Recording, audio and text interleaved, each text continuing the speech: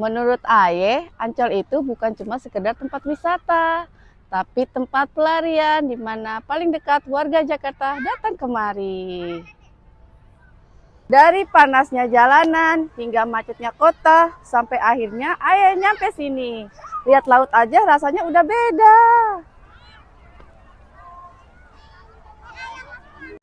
Pantainya luas, anginnya sepoi-sepoi, dan terdengar suara ombak pelan-pelan.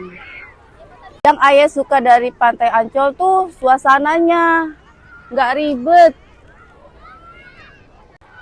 Mau sendiri bisa, mau rame-ramean juga bisa.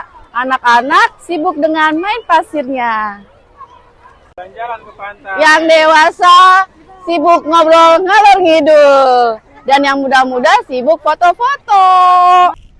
Di beberapa titik ombaknya tenang, cocok untuk buat sekedar main air. Atau duduk di pinggir sambil menikmati angin laut. Pantai di Ancol ini punya keutamaan sendiri. Dia jadi tempat semua kalangan kumpul. Nggak mandang siapa kita. Semua bisa nikmatin laut yang sama, angin yang sama. Kalau mau lebih seru, tinggal geser dikit ke dunia fantasi buat wahana. Atau ke SeaWorld Ancol buat lihat kehidupan laut dari dekat.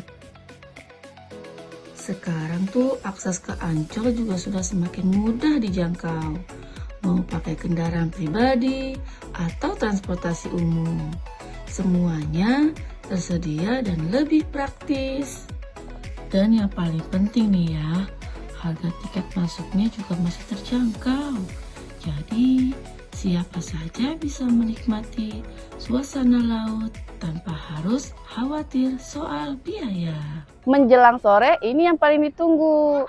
Langit berubah warna hingga keemasan. Matahari turun pelan-pelan ke ujung laut. Di situ tuh ya, rasanya kayak semua beban ikut tenggelam. Tinggal sisa rasa tenang. Air rasa itu yang bikin orang balik lagi ke Ancol. Bukan cuma tempatnya, tapi perasaannya. Ancol sekarang juga terus berkembang dan semakin menarik.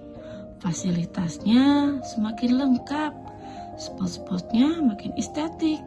Jadi bukan cuma buat santai tapi juga cocok buat konten. Makanya nggak heran Ancol jadi salah satu destinasi utama kalau lagi di Jakarta. Aye Poyana dari Ancol, tempat sederhana tapi punya cara buat bikin hati balik lagi.